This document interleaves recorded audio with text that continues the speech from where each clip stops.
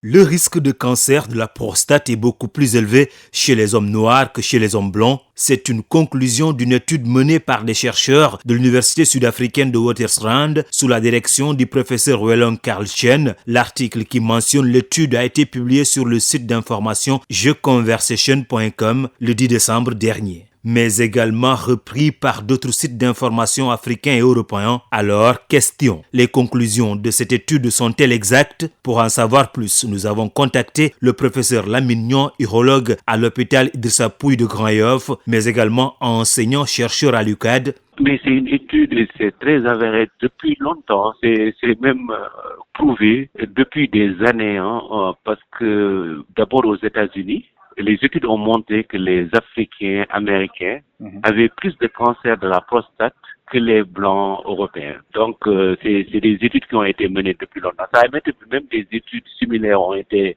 faites dans plusieurs pays qui montrent quand même que le cancer de la prostate est beaucoup plus fréquent chez le noir que chez le blanc.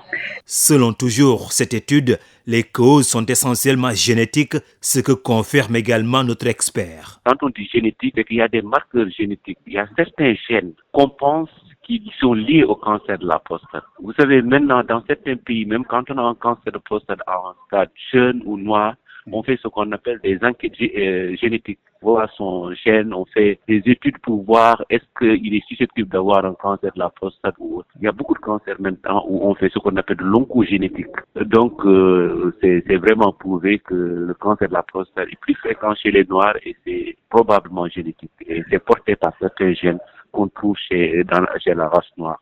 C'est donc une affirmation avérée. Le professeur Lamine Niang conseille même aux hommes africains de faire très tôt le dépistage.